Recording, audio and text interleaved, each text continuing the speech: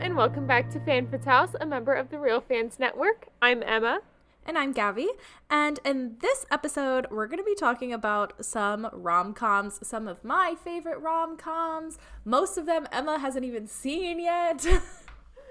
I had only seen one on this list, and but the list that we are doing includes Life as We Know It, Wedding Planner, Sleepless in Seattle, and 50 First Dates. Yeah, and the only one that I hadn't seen on this list was Sleepless in Seattle. And that was the only one I had seen. Yeah, and so we're going to talk about these. And truth be told, I'm very biased. Yes, truth be told, I'm very biased. These are some of my favorites. Love these movies. So, being that it's February, Valentine's Day is right around the corner. So I feel like it's very appropriate. Next week. Yep. When this episode comes out. Yeah. So. Shall we get started? Yeah. So the first movie is Life as We Know It, which is now, I believe, on HBO and no longer on Netflix. Mm-hmm. Yeah, they changed it on February 1st. When I was watching it, I was halfway done with it on January 31st, and I went to go watch it, the rest of it. I was like, Gaby, it's gone. Mm-hmm. It was like, literally, she texted me at what time was it? It was like 1 a.m. there. Noon. Oh, was it noon? Yeah. Was it midday? I thought it was late night. It was like midday because I was finishing it. Oh, that's right. But yeah, she texted me all panicked and she was like, Gaby! Ah! So the synopsis is 2 single adults become caregivers to an orphaned girl when their mutual best friends die in an accident. Which isn't a spoiler because it happens at the very beginning of the movie. I know. It really does. And it was directed by Greg Berlanti, and it came out in 2010. Yeah, the cast includes Katherine Heigl as Holly Berenson, Josh Duhamel.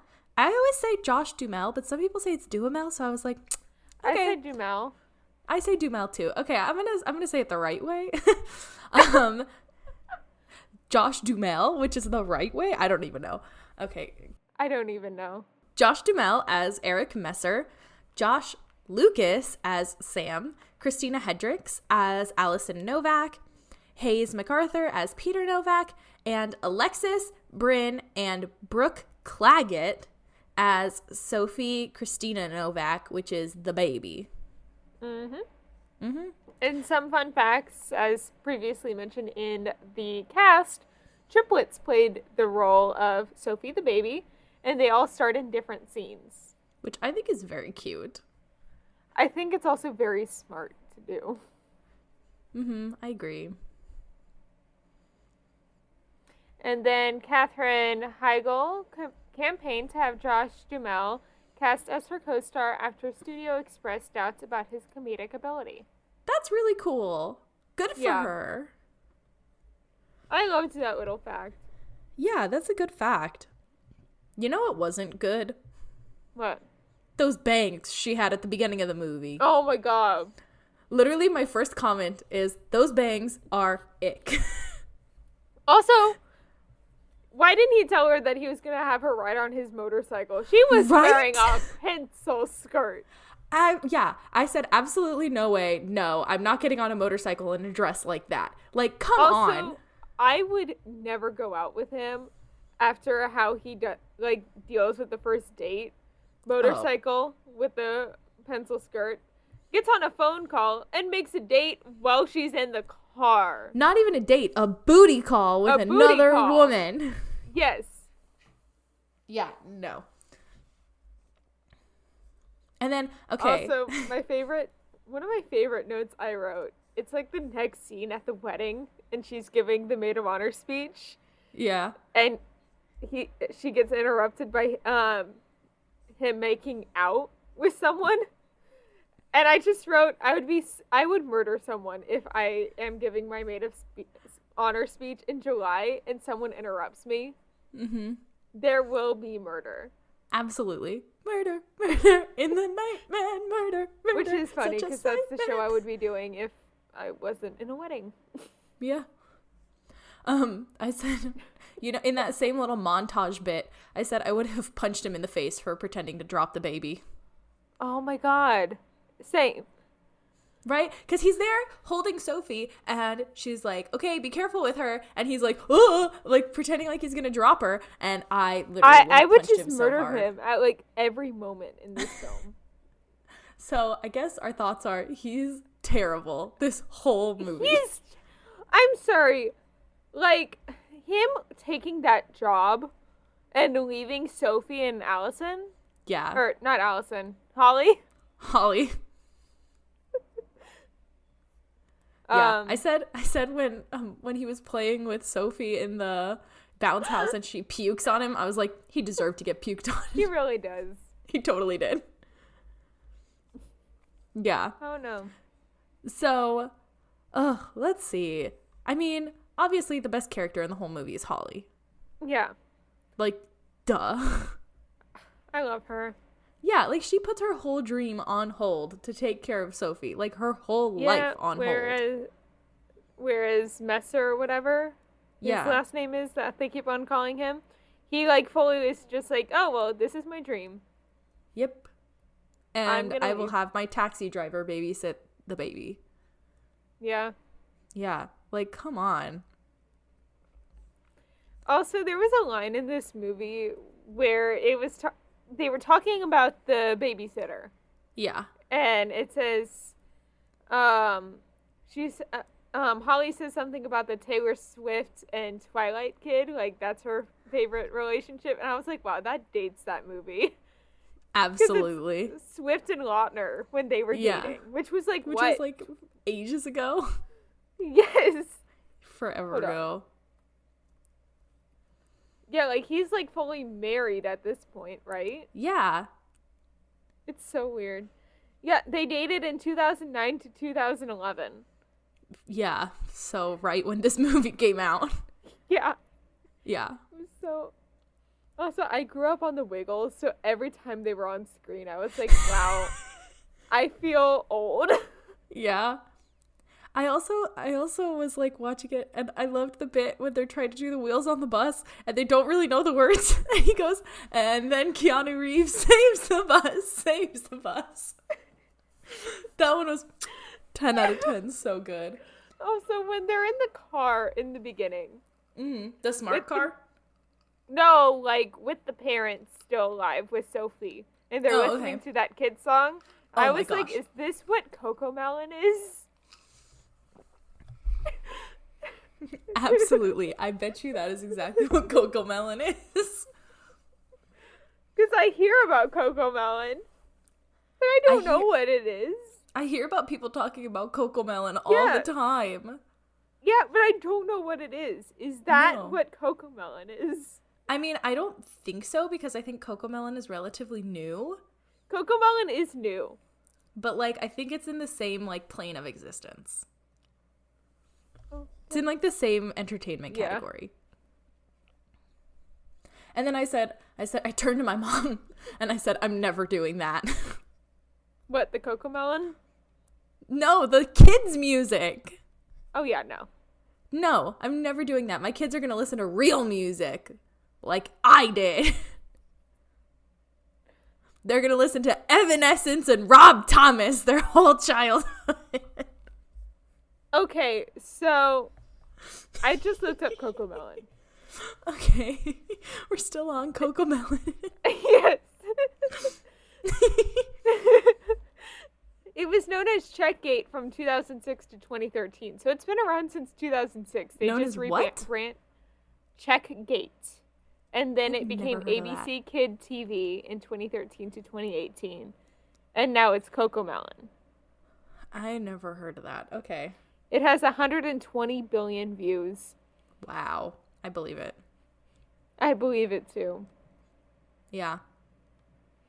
But yeah, like, I think the only, like, little bit of kids music my kids would grow up with is, like, Disney. Yeah. Disney. Other than that, punk rock. Yeah.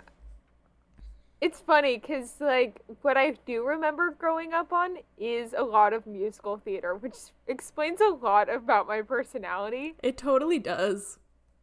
Like, I remember my sister being, like, 3 or 4 and us listening to the Les Mis soundtrack in the car and her, like, knowing all the words by age 5 to Master of the House. Yeah. No, musical theater. We have wasn't a video of my world. sister, you know, the mistress of the house, her line where it's raising up the master's ass. We have a video of my sister singing along to that at like age 5 somewhere. I'm obsessed. I'm here for it. Yep. But it was like Les Mis and Phantom. Yeah, no. Mine was mostly and then, like, Rob Thomas and Evanescence. And like the kids musicals. Oh yeah, no. I know you don't like Annie. No, I hate Annie. But yeah, mine was that. Oh, and Elton John, specifically Goodbye Yellow Brick Road. Yeah, Elton John. Wizard of Oz. That was another big one in my family. Yeah. But anyway, back to this.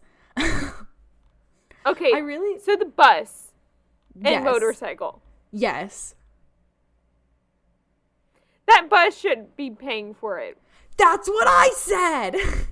The bus ran over the freaking motorcycle. That's what I said. I said, shouldn't the bus have insurance and shouldn't they have to pay for the motorcycle? I did as well because I was like, what? Because, like, in theory, if it was, like, parked on the side of the road, I mean, like... Yeah. Yeah. I was very annoyed by that. I was too. I was like, the bus should definitely have to pay for that. I would have fought. Oh, same. But you know what I really loved? What? When Holly is, like, going to the airport to go get Messer off the plane, and the CPS lady is, like, so invested in it. I'm watching you, like, she's, like, driving slow, and the CPS lady is like, no, drive fast. You're losing out your chance. And she's like, yeah, but you're observing me. And she's like, I'm observing us getting passed by every car. And she was like, okay. I loved the CPS lady. Honestly, me too. I think she lived, like, vicariously through them. Yeah. I also really liked, when she was like, you guys were supposed to be my easy case. I know. Why were they supposed to be her easy case, though? I don't even know. I think it was just because they were supposed to, like, they weren't supposed to get involved, and, like, they were just gonna hang out and, like, do what they've been doing, and then they did get involved, and she was like, no! Also, when Holly smacked the weed brownie out of her hand, I was like, that's a little overkill. I was like, you could have just said no. You didn't need to, like, smack it across the room. So, I, like, stopped, like, right around that moment. Oh, great moment. So then when I, like, restarted it, I was like, what is going on? Because I think, like, the last moment I saw was, like, the scene right before that. Whole CPS visit. So then when I started watching, I was like, did I miss something? I really loved when Sophie first learned how to walk. Her little sneakers. Her pink sneakers that she was wearing so much. Yes. I was like, okay, need those. I know. Yeah. Also, Holly and Messer were so bad for trying to pawn off Sophie to, like, other members of the family. That's what I said. I was like, okay, if my best friend, right? If you died. I know. If you died. You left me your kid. Like, are you leaving my kid alone? No. Or are you trying to pawn it off to, like, one of my family members? No, I feel like that's so messed up. Like, you entrusted me with the care of your child. Exactly. Therefore, I'm not going to try to, like, pawn your child off on some of your family that you don't even know. Like, no, you just don't do that. No, you don't. I was like, what the heck is wrong with these two? I was so mad. Yeah. You know what else I really didn't like? What? When Messer is just like, bye, I'm leaving. I know. Not fair. No. But yeah, at the end of the movie, I think their family is very cute. I like the photo of... One of my favorite scenes is when he's at the airport and he's watching, like, the home videos, and the lady, like, turns to him. Yep, and she says, what'd she say? Something like, your family is so beautiful, or something like that. And it's, like, so sweet. And then that's when he decides that he's gonna go back. Yeah, I love that. I just saw what it's rated on Rotten Tomatoes. I don't even want to know. We have to do it. No, I don't want to know. Yes. I'm going to give it a 10 out of 10, so. I am as well. I think I accidentally saw it's like a 35 or something like that. For the critic? And then what's the audience? I don't know, like a 50? So the critic score is a 29%. That one hurts. And the audience score is a 61%. I mean, okay, higher than what I thought, but like, it hurts so bad. Okay. I love that movie. Okay, none of these like bad reviews like are like decent enough for me to even read. They're all so bad. Suck. Okay, then let's go on to one of my absolute favorite rom-coms of all time. I love this movie so much. This was the first rom-com I ever saw with my mom, and this is the one that she has loved for forever, and I love this movie so much. I love this movie. I know this entire movie forwards and backwards. I love this movie so much. And this movie is The Wedding Planner, and you can find it on Hulu. Yes. So the synopsis is Mary Fiore is San Francisco's most successful supplier of romance and glamour. She knows all the tricks, she knows all the rules, but then she breaks the most important rule of all, and she falls in love with the groom. And the cast includes Jennifer Lopez as Mary Fiore, Matthew McConaughey as Steve Edison, Bridget Wilson Sempras as Fran Donnelly, Justin Chambers as Massimo, Judy Greer as Penny, Alex Rocco as Salvatore Fiore, or Salvatore Fiore. I don't know. Either way. Salvatore Fiore sounds kind of cool, so I like it that way. And guess who? Joanna Gleason as Mrs. Donnelly, yes. And Charles Kimbrough as Mr. Donnelly. Yes, and one of our fun facts include Miss Gleason. Okay, cool. So, Franny's mother, played by Joanna Gleason, sings very badly in this movie and is asked numerous times by her daughter not to sing.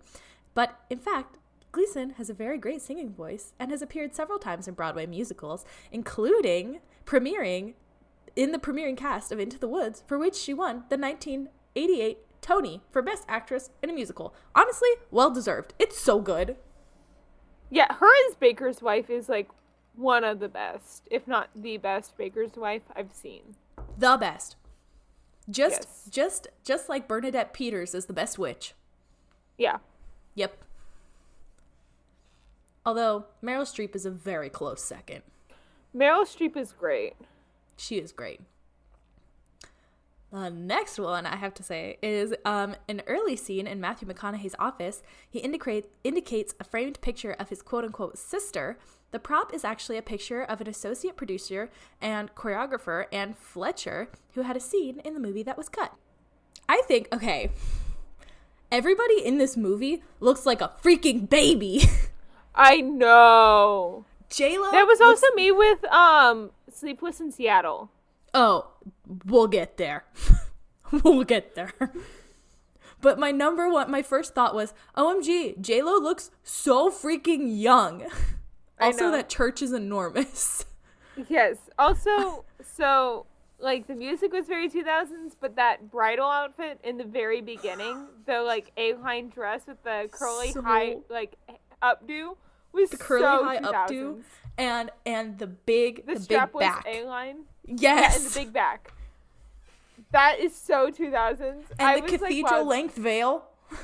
Yes. Well, actually, no. 2000s was like short veils, like waist length veils. But like I like Cathedral Veils. That one was really pretty. I want a Cathedral Veil. Me too. Also, I need that tool belt that she had. Oh my gosh. The emergency pack. Yes. I need so that. Good. Under my maid of honor dress just. I know. Literally perfect. With the Evian spray.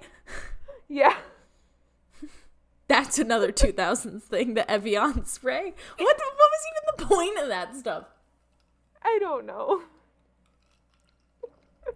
Let us know. I don't if you know what the point of the Evian spray was. Tell us, because I have no idea. Tweet at us. At FanFatale'sPod. Also the M&Ms. Okay. I wrote like 4 times. Literally, okay. I know you did. I didn't even write them because I saw how many times you had written it. Yeah. The first time, I was like, the brown ones are more natural. That's not how M&Ms work. And then I wrote it again in all caps. That's not how M&Ms work. So, like, yeah, that's not how they work. No. They all have candy. It doesn't matter. Because, okay, the line is, he throws away all the colored ones. Yeah, I know it by heart. He throws away the colored ones over his shoulder. And she's like, why are you doing that? And he goes, I only eat the brown ones. I figured chocolate's brown and these ones are brown. So that must mean they must be the most natural. And she's like, huh? And I'm like, no! Yeah. Yeah. Also, I love how half of my notes, if you look at them, are just, like, about the weddings she's at. The flowers from the first one, I was like, 2000s, so hard. All the cascading flowers. Yeah. And, like, the also, ones I that, love like, how she tells the little flower girl to count to 100 and start again. That was cute. Also, I'd be so pissed if the wedding planner fed my best man or maid of honor his or her speech. I don't know. I wouldn't be so mad. I would be mad if I found out. Yeah, I would be mad. I don't think I would be mad. I'd be like, good call. You might have messed that one up, bud. Honestly. Oh, no. I'm writing a maid of honor speech right now, so I'm, like, very stressed out writing one. So. That's fair. I love when they're at the dance class. And he goes, Mary, what are you thinking? And she goes, what I'm thinking involves a machete and a pair of pliers. Oh I'm like, what the heck? What would that be? I know. Yeah. Also, Mary and Steve are the only 2 characters wearing red in the entire tango scene. Yeah. Symbolic of their love for each other, ? Maybe. I love how her dad is like, wait, you just called off your wedding and my daughter isn't getting married anymore? Why aren't you 2 getting married right now? I know. Like, damn. I like when, oh my gosh, okay. Speaking of that, I love when they're on the road and then Fran, Steve, and Mary are in the car. In like the Jeep, and then they drive by, and then you see Fran's parents in the limo just like drinking champagne and being drunk, and then Massimo behind them on his little Vespa. I loved the Vespa. I love the Vespa, and I could just hear the ding ding ding ding ding ding ding. I was just thinking about Luca with the Vespa. Yeah. And oh my gosh, and then when they're doing the yes, but before the statue, when they're doing the birthday party for the friend who does, oh my gosh, I can't remember his name, but the friend that they play Scrabble with. Yeah. You know, they're all old dudes, but you know who I'm talking about, right? I know who you're talking about. Okay, so they have the birthday party, and he keeps calling him Mismo. Yeah. And then the dad goes, not Mismo, Massimo. And then the little guy goes, Mismo, Massimo, any other kind of mo. Yeah. I also loved how she like said yes with the Scrabble. I know, that was really cute. Yeah. Very personal touch. She's my favorite character. Yeah. Oh, same. Yeah, she's the best. Mm-hmm. And I think my favorite scene is the one with the statue. Yeah. It's so good. I like just like aggressively trying to glue it back on. I know. The version, I don't know if you had this, but the one that I was watching, like the member part of the statue was like blurred out. No, mine was not. Okay, because the one, like, not when he was holding it in his hand, but like when it was on the statue, it was blurred. I did not notice that. But yeah, I was like, what the heck? Because I think the Hulu version, at least I have Hulu Live TV, and so I think that's why I was able to watch it on Hulu. Yeah. Because I have the premium subscription to it, because like we don't pay for cable, that's what we watch cable on. And yeah, we use YouTube TV, and it was on YouTube TV. So I think because of that, it was like recorded from like TBS or something like that. Yeah. And so I think maybe that's why the member part was blurred. And then okay, so the guy who plays Massimo, he played a character on Grey's Anatomy from the very beginning. Of course he did. He played a character on Grey's Anatomy from literally the first episode till almost the last episode. Well, I mean, I don't even know if it's technically finished or not. I don't even know. I'm not caught up. But I didn't watch season 20 at all. But anyway, so like, I don't know. I was just like, wow, he's such a baby in this. This was 2 years before Grey's Anatomy even started. Yeah. And so then I was like, whoa. Well, it was filmed 2 years before. Well, filmed? No, it was 2 years before Grey's Anatomy started. Which, anyway.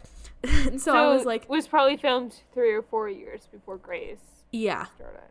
But I was like, there's totally different characters. Like, Massimo is like this like Italian like guy. And then Alex is like they're total opposites. If you see Grey's Anatomy, you know what I'm talking about. Tweet me about Grey's Anatomy. I really like Grey's Anatomy.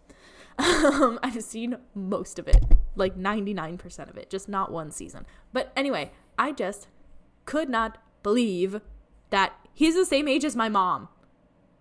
Wait, really? How old is he? 52. Okay. He's 2 years older than my mom and dad. Yeah, 52. Which is like nuts to me. Yeah. Because like he looks like such a baby. And then you look at him now and he has like kids, like teenage kids. That's weird. Yeah. But yeah. Anyway, I don't really like the scene when Mary's all like falling down drunk. Same. I really don't like it. That's the one bit of this movie that I'm like,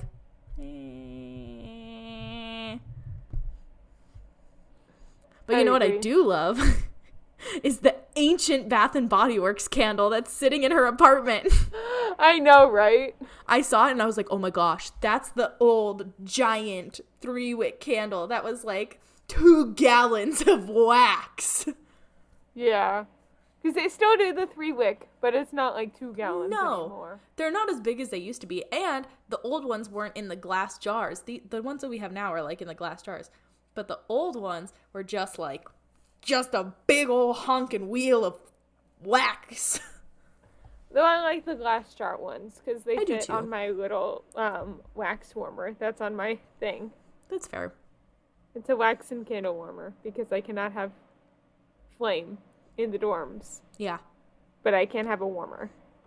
That's fair. Okay, last thing I have to say about Massimo, I swear. I promise. Last thing I have to say about him. I love when he brings out the dollhouse that like she used to play with, which like the replica of the dollhouse she used to play with as a kid. And then there was did you see the tiny photo of her mom on the mantle of the dollhouse? I did. I was like, that's so sweet. It was so cute. Okay, that's it. Also, Massimo deserved way better. Oh, he did. He was done dirty. The girl deserved better too. This was like a whole waitress situation where they were Fran. This is like a whole waitress situation with Dr. Pomander being like, I'm gonna steal you now from You mean Potimer? Potimer? Yeah. Dr. Pottimer? Yeah, it Yeah. is Pottimer.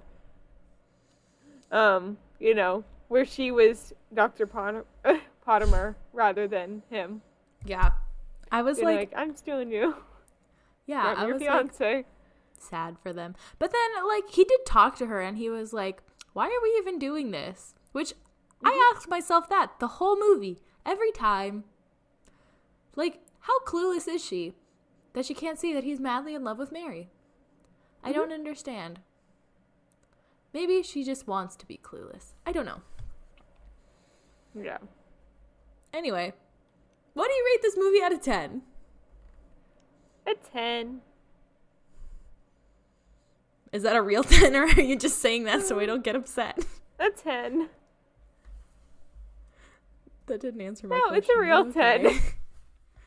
Okay, I also give it a 10 out of 10. This, like I said, this is one of my all-time... this is the first rom-com I ever watched, and this is one of my absolute favorites. I love this movie so What do you much. think the critic and audience They score on slander Rotten this Tomatoes movie on Rotten Tomatoes, and it hurts me. It is scored so low. And it What is it hurts me to scored? my core. I have no idea, but I think it's like a 15 or something like that. Okay, for a critic, and then what's your Yeah. audience guess? Like a 30. I don't even know. But like they do so the it critic dirty. is a 17%, Yeah. and the audience is a 59. Okay, pretty good. But like, yeah, dirty. One of the critic reviews that I was reading while you took your break real quick is the script recycles every cliche you could possibly imagine, and then some. That's what's nice about it. I like it. It's cute. Let me tell you, critics are like especially hard on rom-com movies. Yes. Like every rom-com, So because there's feel a like formula. Sleepless in Seattle will be the only one that isn't like that. Well, yeah, because Sleepless in Seattle is like one of the first few rom-com movies, and it's also one that's nothing like any of the others. No, yeah. But like there's a formula when it comes to rom-com movies, and it makes them very predictable, and that's what I like about them, is because I know exactly what's going to happen, unless there's like some mystery twist. You always know there's going to be a mystery twist, just you don't know what. Yeah. I don't know. So, I like rom-com movies. They make me very happy.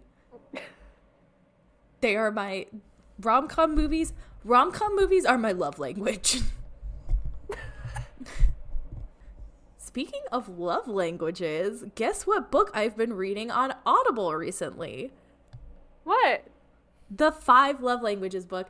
And you guys, it's on Audible for just 1 credit. If you follow the link in our description of this episode, that's audibletrial.com/fanfatales, you can go get yourself a free 30-day trial of Audible, and you get 1 credit if you're not a Prime member, but 2 credits if you are a Prime member, so go get that stuff.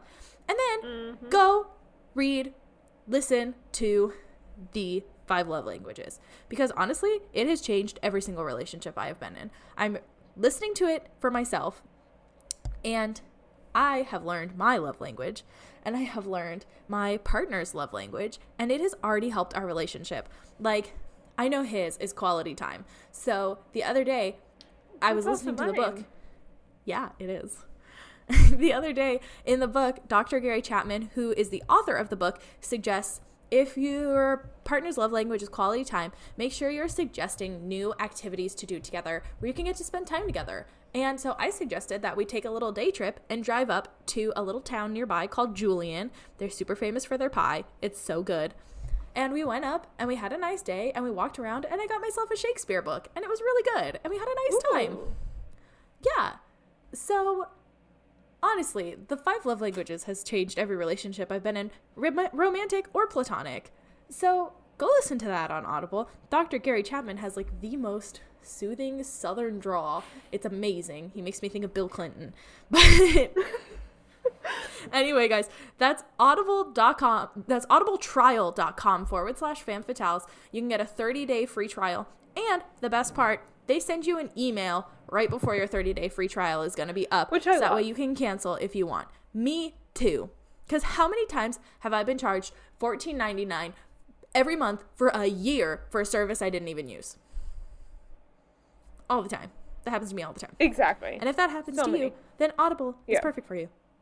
So, there you go. Go get some Shall we get romantic, go get some relationship advice from Dr. Gary Chapman. The 5 Love Languages on Audible. Go listen to it. Okay. Moving on to Sleepless in Seattle. So, the synopsis of Sleepless in Seattle is a recently widowed man's son calls a radio talk show in an attempt to find his father a partner. It was directed by Nora Ephron, and it came out in 1993. And the cast includes Tom Hanks as Sam Baldwin, Meg Ryan as Annie Reed, Ross Malinger as Jonah Baldwin, Rita Wilson as Susie, Victor Garber as Greg, Tom Reese-Farrell as Rob, Carrie Lowell as Maggie Baldwin, and Bill Pullman as Walter. And some fun facts about this film are, despite playing the role of his sister in the movie, Rita Wilson is the real-life wife of Tom Hanks. And they had been married for 5 years at the time of the release of this film. Oh, that's cute. Yeah. And then Tom Hanks simultaneously did voice work for the character of Woody in Toy Story 1995 during his days off from filming. And then our last fun fact for this film is in June of 2008, it ranked number 10 on the American Film Institute's list of the 10 greatest films in the genre romantic comedy. Yeah, I believe it. It's really good. It is. Yeah. I really liked it. And then, okay, really quick. I thought, okay, I've seen Meg Ryan in You've Got Mail. Yeah. And like that's all the another movies. Good one. That is another good one. But like all the movies from around that time. And I was like, she looks really weird without short hair. I know. Yeah. I was like, whoa. Also, Victor Garber, I know that like Legally Blonde came out like 7 years after this one, 8 years after this one, but he looks so much younger in this one or Legally Blonde? In this one than Legally Blonde. Yeah.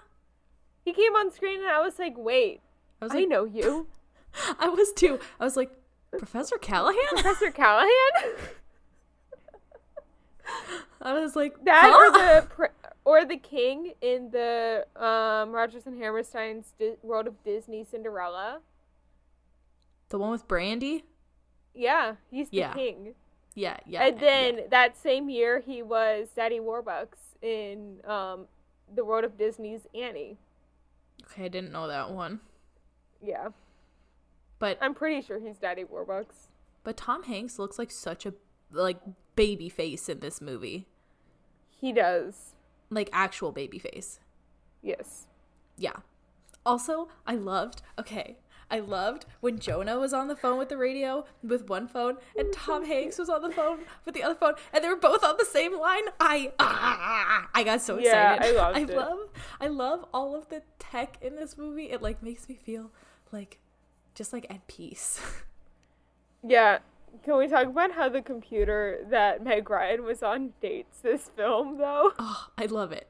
No, I love it. It's so good. I know, I love it, but it kind of dates the film at this point. The whole thing dates the film. True. They're literally using landlines, and they're both on landlines on the same line. Yeah. Like, and the extra long phone cords. Yeah. We still have one at my grandmother's house. That dress was so pretty, that wedding dress. So pretty. That Meg Ryan was wearing. So pretty. I liked the sleeves. I did too. I liked the neckline. Yeah, the neckline was nice in the sleeves. Yeah. It was vintage, but like old school classic. Vintage. Yeah, like classic vintage. Yeah. But yeah, I love all the old tech. I say old. I mean, it was 20 years ago. That's nuts. It was. Over 20 years ago. Wait, oh God. What, next year will be 30 years old? Yep.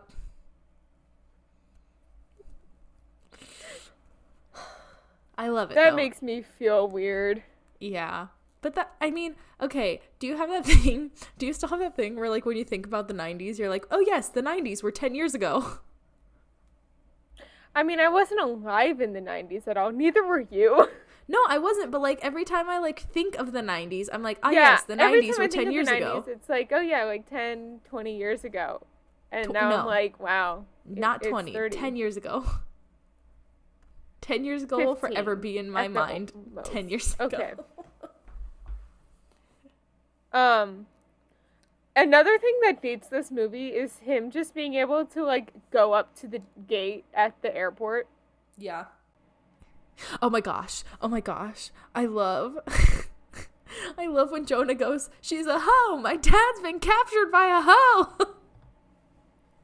Yeah. I was like, oh my gosh.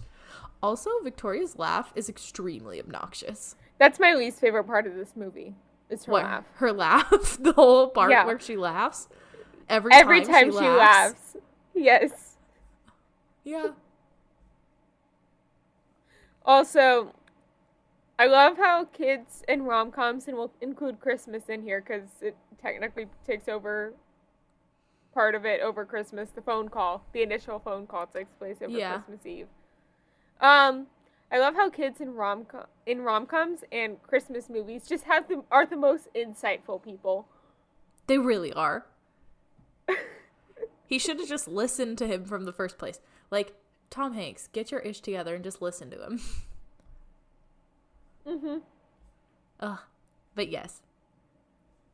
Annie definitely was the best. Also, I don't know how I feel about the radio station. Oh, yeah. I also don't know how I feel about the radio station exploiting his love, like his story about his wife. I don't know. I think that's kind of what they do, though. I think that's kind of the whole point of that radio station. I know it's kind of like what they do, but I don't know. I felt uncomfy. A little bit. But, So, anyway. Let's see. I wrote, OMG, so much mail. I know. But yeah, I love everything, almost everything, that Meg Ryan wears in this movie. Same. I loved the style in all of these movies. Yeah, it was really good. Except for some of the Y2K style from Wedding Planner. Some of it I'm like, ouch. Yeah. It but just makes me think of the Y2K Who in the Grinch movie. Your comment on that? We're not going to talk about her.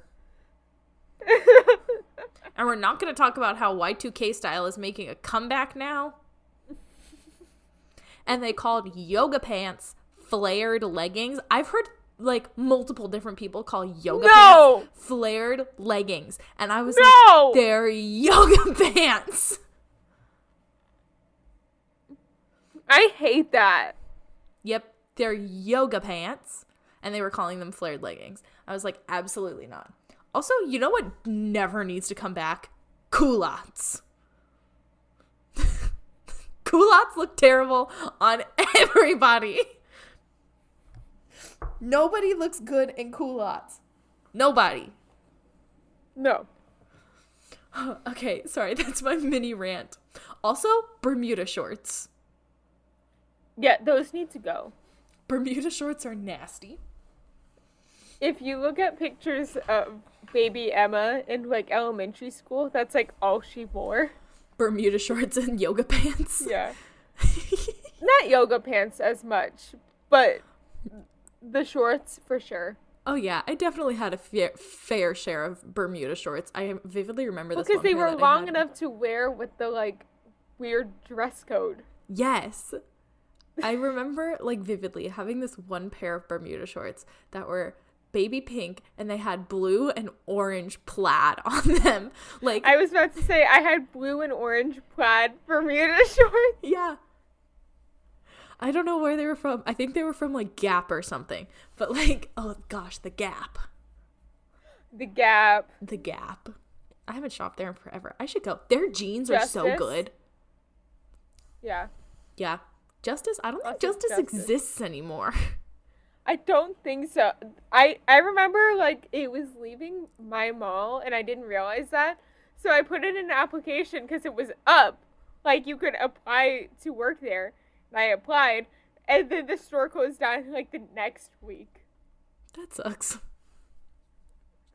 Yeah. But anyway, oh my gosh. When Jonah first showed up in New York, I wrote, OMG, Home Alone, Lost in New York Part 2. That or just like the entire Percy Jackson series. I'm rereading the Percy Jackson series right now.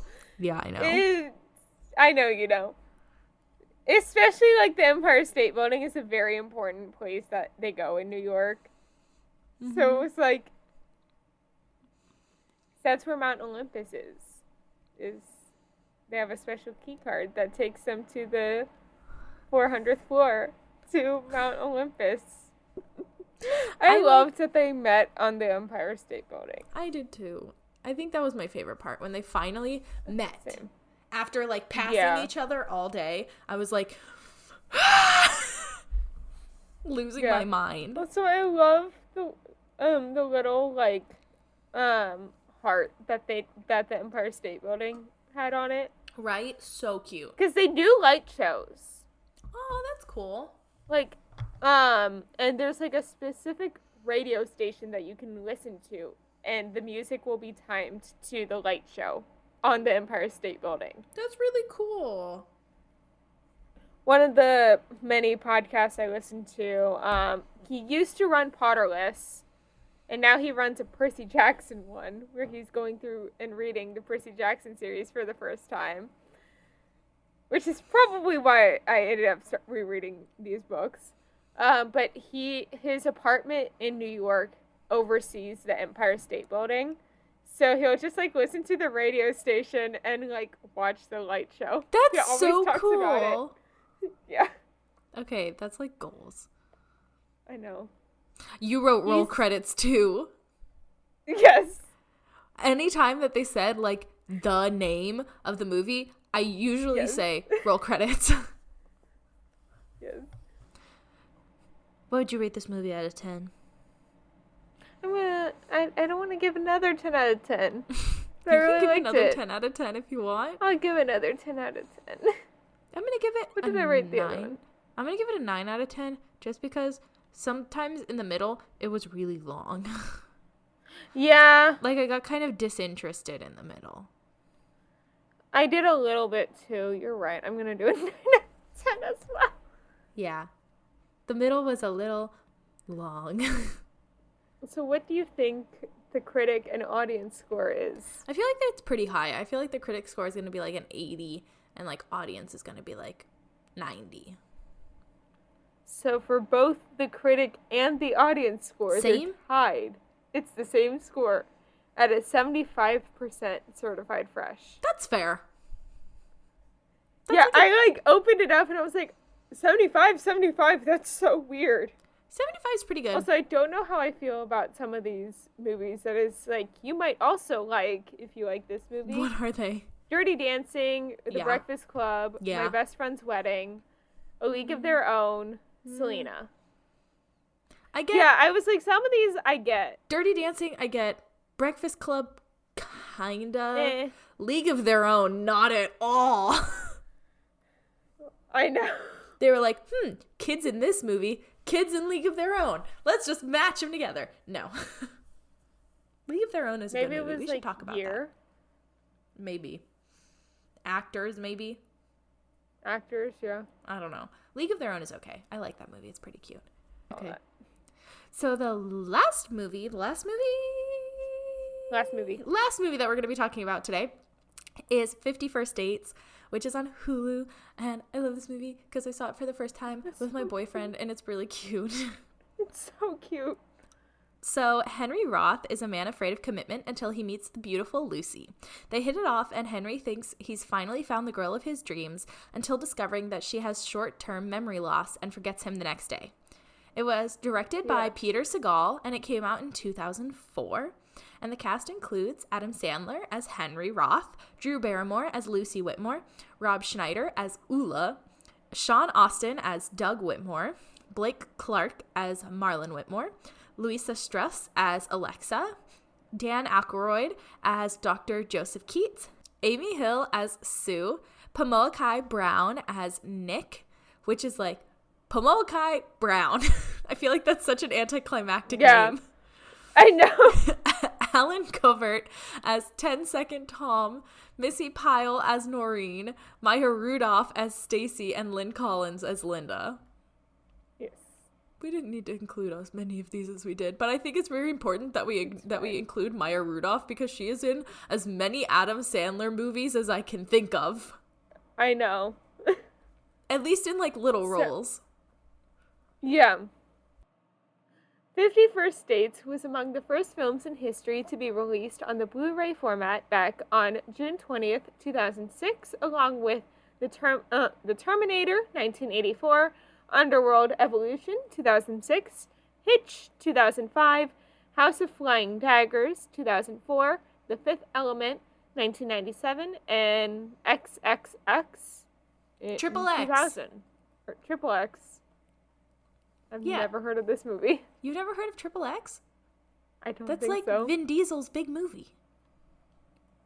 He plays Xavier something. Or I don't remember, but Triple X. It's like that's Vin Okay, Diesel. I've heard of it. I just have not seen it. Okay. Okay. Oh well. And then the other fun fact is it was originally titled 50 First Kisses, but was changed to avoid confusion with Drew Barrymore's movie Never Been Kissed in 1999.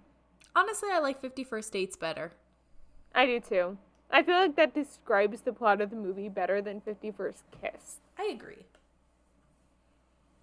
So, to go back to what Rotten Tomatoes showed as soon as I opened it up, it's the scene near the end of the movie when he and her like fall asleep at night together and she wakes up with screaming. him next to her in the bed and is just screaming. And she hits him in the head with a hockey stick. Yes, but it is literally like when she first wakes up and her face is like... She's like, ah! And Adam Sandler's like... Adam Sandler's like, what the heck is going on? Yeah. I'm like describing this picture perfectly for our video. Yeah. All of our audio listeners are like, what do they look like? But yeah, Drew Barrymore looks like she's screaming, and also, Adam Sandler looks very confused. Yes. Also, why does every movie that Adam Sandler does, why does he always play a jerk? Because that's his thing. I know. He's Adam Sandler. I know. It was just like, wow. Yeah. Because we want to do Wedding Singer at some point. Eventually. And he's a jerk in that movie, too. He's a jerk in Grown Ups. Yeah. He's a jerk in... Just a jerk. Well, okay. No, he's a jerk in that movie, too. I was going to say he's not a jerk in that new movie, Murder Mystery, that he did with Jennifer Aniston. And then I was like, oh, wait, no, he was. That He's in Hotel Transylvania? He is? Who is he in Hotel Transylvania? What? He was Dracula in the first 3 of them. No.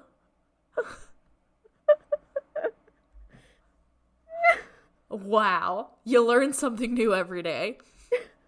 My very first thought watching this movie is when they're feeding are they feeding the walrus?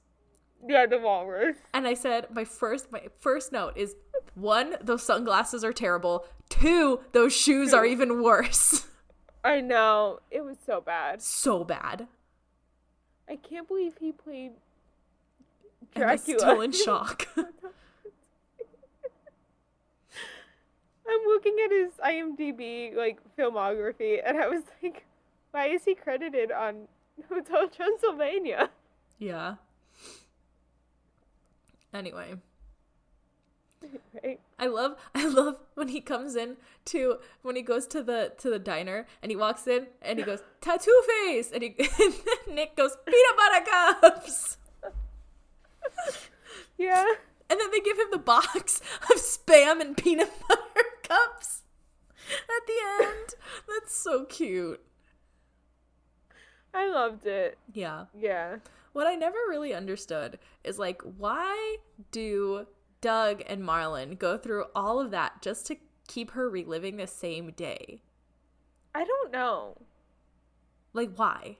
Like, they never thought to do what Adam Sandler ends up doing with making, like, tapes to describe it to her. Or, like, leaving her a letter, or, like, writing her something, or, like, explaining it to her. Yeah. Like, I don't Because that really screwed her up when she starts, like, actually realizing it.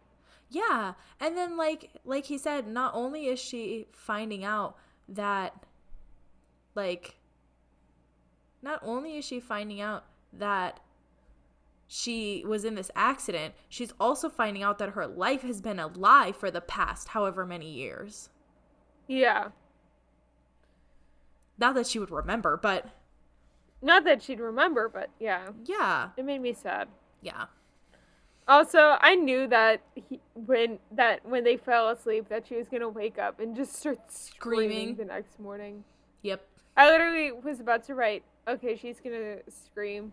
Yeah. And then it happened. I was like, I knew it was going to happen. I like the joke the doctor makes. I like where he goes, am I going to have any permanent memory loss? And the doctor's like, no, I don't think so. I think that's a very funny joke. Yeah. Terrible timing. Funny joke. Yeah. Also, I love how she's like, have we had sex? And he's just like, no, we haven't had sex. We want for everyone to know. But we want to. And then they both the dad and the brother are like, we're going to kill you. And he's like, but no, we haven't. Yeah. Making sure everybody knows. Yeah. I said, I think the first tape he makes her is really sweet. A little ridiculous. Yeah. With all that stuff with Ula and the kids. I hate Ula. So I did not like Ula at all. Yeah, it's kind of annoying. It's the same kind of joke over and over again. I feel like every Adam Sandler movie I've seen, he has a weird friend kind of like Ula. It's always Rob Schneider. Yes. Also, like Wedding Singer, again. His friend in Wedding Singer. Yeah, is it Rob Schneider? I don't know. Okay, really quick, while you're looking that up, I found out that, you know the singer Elle King who sings X's and O's? Yeah. She's Rob Schneider's daughter. Oh my gosh. So, Rob Schneider did not play his best friend. Okay. That's good to know. Alan Covert. Don't know who that is. I don't either. But Drew Barrymore is also in that movie. Alan Covert is in this movie too. He's 10-second Tom. I love that. And then Drew Barrymore, of course, is playing Julia Gulia. Yeah. In Wedding Singer. And then which is my little sister's nickname that we gave her. Really? We call her Julia Gulia. That's cute. Yeah, because her name's Julia. Yeah. That's cute. Also, that's like, that makes that movie Blended that they did together a number of years ago. That's like the third or fourth movie they've done together. Oh, they've done so many movies together where they always play love interest and he's always a jerk. Okay, here's what I was thinking. I said, I think Adam Sandler writes and produces all these freaking movies just so that way he could get beautiful movie stars to kiss him. I think so. Just so that he can play. Because he produces a lot of the movies that he's in. This one is a little early. It was like after Billy Madison and Happy Gilmore. He started producing the movies he was in, starting with The Waterboy in 1998. Huh. Okay. Maybe, I don't know. Because this one isn't a Happy Madison movie. When did this movie come out?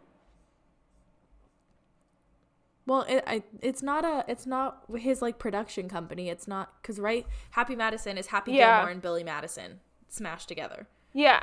So, this wasn't one of them, but I said I'm convinced. No, but he was still like a producer on it. Yeah. Oh wait, no, he wasn't a producer on this one. No, okay. But I'm convinced that Adam Sandler makes all these movies So that way he and his friends can, like, mess around and be funny. Okay, he is literally Tim Burton with Helena Bonham Carter and yes. Johnny Depp. Yeah, it's either Kevin James, Rob Schneider, Jonathan, oh gosh, how do you say his name? Logran? Logerhan? Lochran? I don't know. Him. I don't know. The guy who plays, the guy in Grown Ups who plays the guy with like the lazy eye. Yeah. Him. He's in like 2 or 3 Adam Sandler movies. Interesting. Yeah. Maya Rudolph has been in like 3 or 4. Yeah. So like I just found something that he was in during like 2020 and we need to cover it on this podcast. Who was? Adam Sandler. Okay, what was it? It's called Home Movie, The Princess Bride, and it was all these actors coming together during COVID-19 to make like a DIY version of the Princess Bride movie. Okay, we're definitely going to talk about that. And he plays the grandfather in one of the episodes of this. It's like 10 episodes. J.K. Simmons also plays the grandfather. Josh Gad plays the grandson. We're watching this. But yes, those are my thoughts on Adam Sandler. That's why I think he does what he does. Yeah. I think so too. Yeah. Also, yeah. I love that she's drawn him every single day. Right? Like, I loved that moment. Right? I love so when cute. he shows up and she's like, I don't know you, but I do. Yeah. I really liked that moment. I think that's a really sweet moment. And then, like, I hate my like least favorite part is when she's like, I plan to erase you from my memory completely. I was like, I know. That's a little intense. Yeah. I was like, sis, okay, that's a little much. But yeah. Anyway, I think this movie is really good. Also, I love all of the jokes they make about Doug being like having roid rage. Yeah. Oh my gosh, I totally forgot. I love, when they kiss in the rain and it's like their kiss goodbye in the rain and it's like so romantic. I'm like, yes, more. Also, can we just talk about how confusing her whole pregnancy must have been for her? Right? Could you imagine like waking up and like all of a sudden being pregnant? I know. Or like waking up with morning sickness and being pregnant? Like, ugh. Yeah, because, like, I was just thinking that at the end where he's like, hi, and he has the daughter. Mm-hmm. Like, the 5 or 6-year-old daughter. Yeah, or, like, what if she woke up, like, in the middle of the night? Yeah. Like, he doesn't have the video queued up ready to go. No. Like, what would he do if she woke up in the middle of the night, all of a sudden, like, next to this guy, baby crying? Like, I don't know how that worked. I don't either. But, anyway, what do you rate this movie out of 10?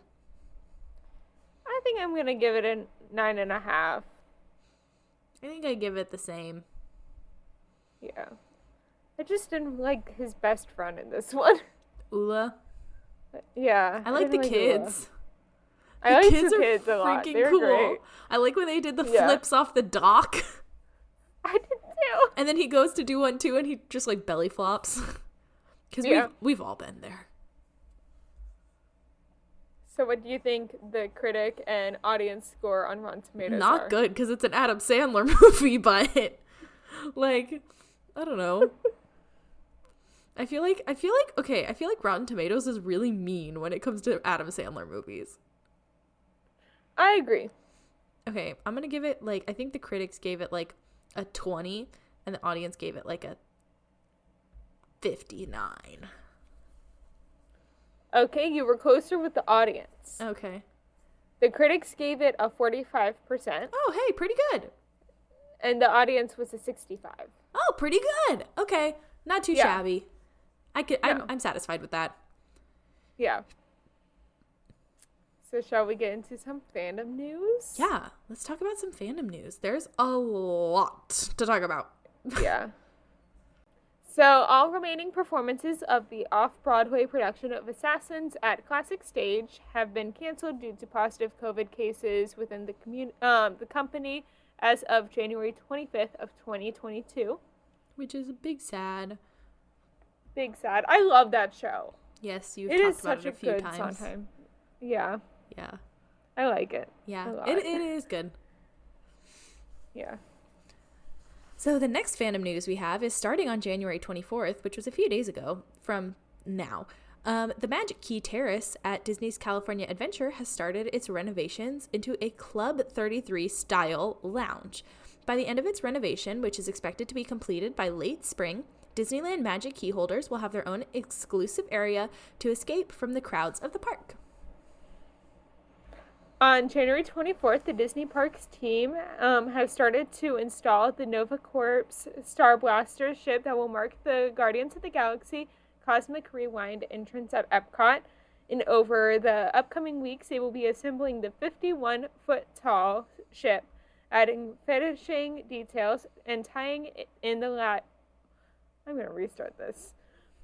On January 24th, the Disney Parks team has started the installation of the Nova Corps Star Blaster ship that will mark the Guardians of the Galaxy Cosmic Rewind entrance at Epcot. Over the coming weeks, they will be assembling the 51-foot-tall ship, adding finishing details and tying in the launch pad area that surrounds the ship. The next one we have is that Disney Cruise Line just announced that they're going to bring Pixar Day at Sea. We don't really know what any of the details are at the moment, but I've been on Star Wars Day at Sea, and it was a bunch of characters walking around, so I assume that's what Pixar Day at Sea is going to be. But we will keep you updated with whatever they release. Yeah. On January 25th, the Percy Jackson series author Rick Riordan released that the Percy Jackson series was greenlit by Disney Plus.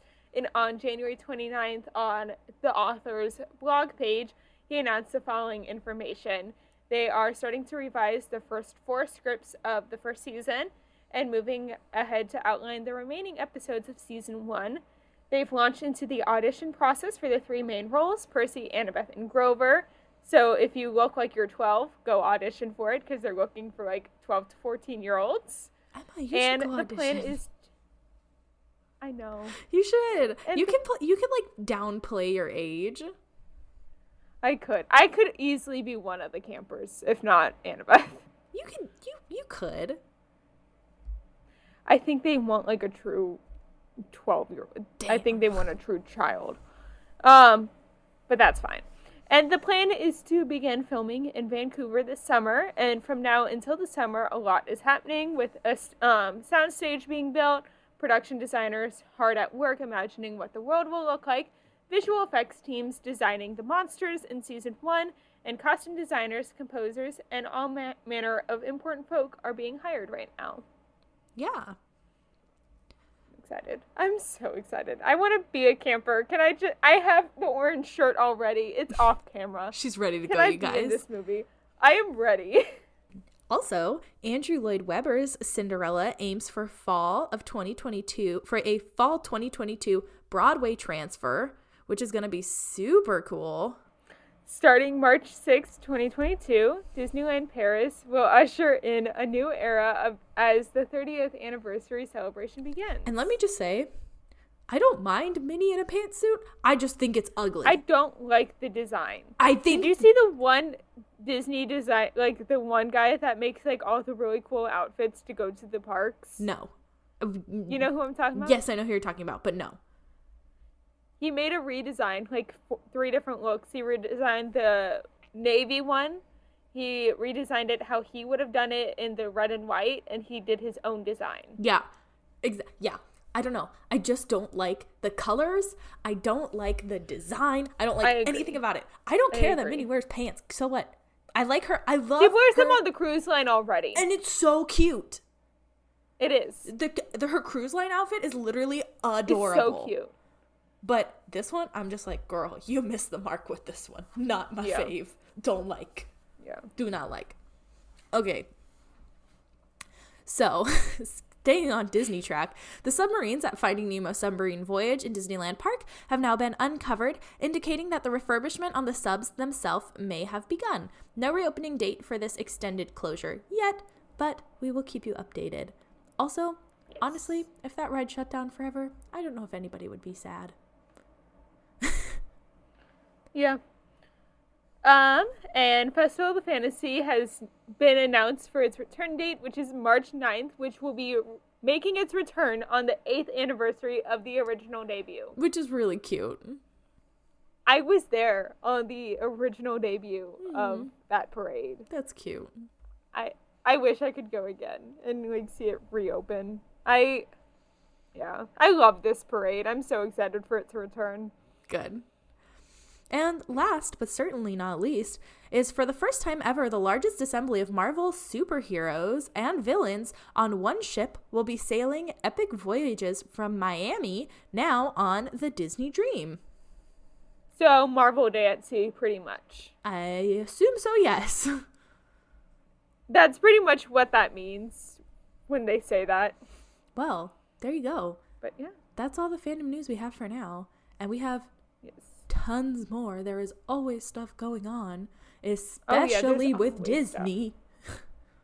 Yeah. Like our whole... And especially with Percy Jackson for the next bit.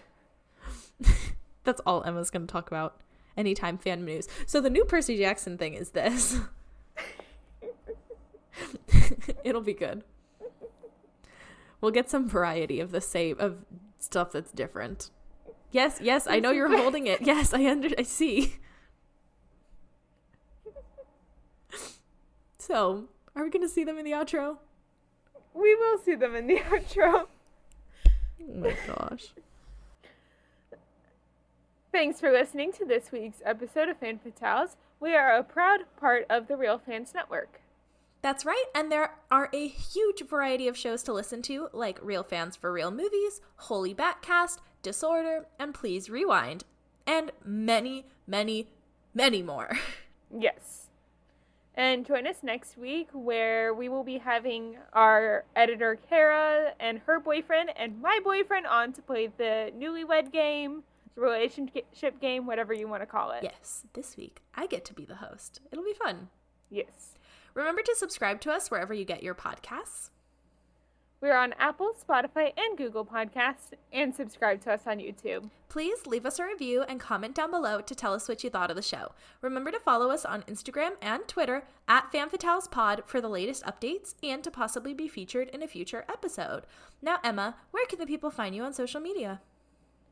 So my Instagram and TikTok are both at SnippyEmma, which is SNIPPYEMMA. What about you, Gabs? I'm at Gaby Gent on Instagram, TikTok, and Twitter. That's GABYJENT. Our music is by our amazing friend Maddie Macon. And our editing is by the wonderful Carolyn Linsmeyer. As always, thanks for tuning in. Bye!